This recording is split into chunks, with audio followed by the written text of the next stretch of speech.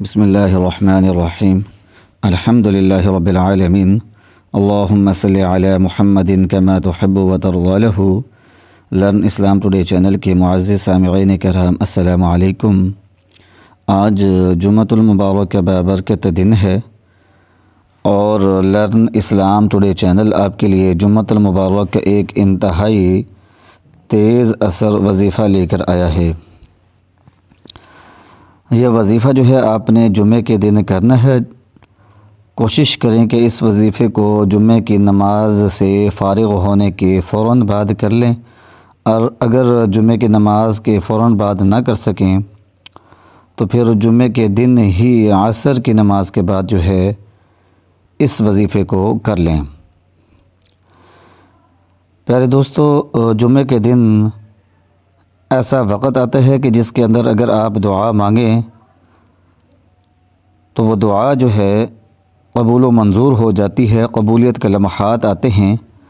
اگر کوئی بھی مسلمان بہن بھائی ان قبولیت کے لمحات کے اندر اپنی جائز حاجت کے لیے دعا مانگے گا تو انشاءاللہ العزیز وہ دعا جو ہے ضرور قبول و منظور ہوگی۔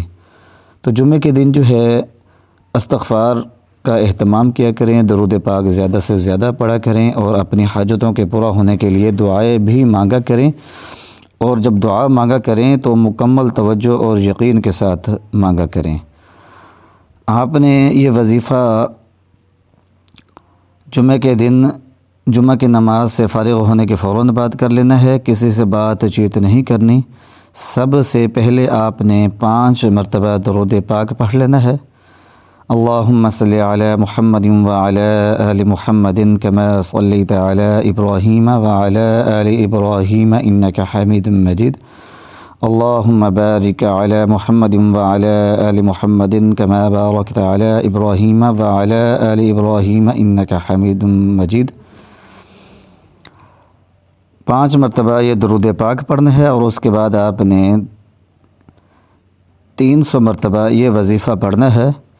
یا حی یا قیوم یا قاضی الحاجات، یا حی یا قیوم یا قاضی الحاجات، یا حی یا قیوم یا قاضی الحاجات۔ یہ وظیفہ آپ کو سکرین پر لکھا ہوا نظر آ رہا ہوگا، وہاں سے دیکھ کر بآسانی پڑھ سکتے ہیں۔ زبانی یاد کر لیں تو زیادہ بہتر ہے، صحیح تلفظ کے ساتھ پڑھنا نہایت ہی ضروری ہے۔ تو اس وظیفے کو آپ 300 مرتبہ پڑھ لیں اور اللہ پاک کے حضور دعا مانگ لیں۔ انشاءاللہ العزیز اللہ کے فضل اور کرم کے ساتھ جو بھی جائز حاجت ہوگی وہ ضرور پوری ہوگی۔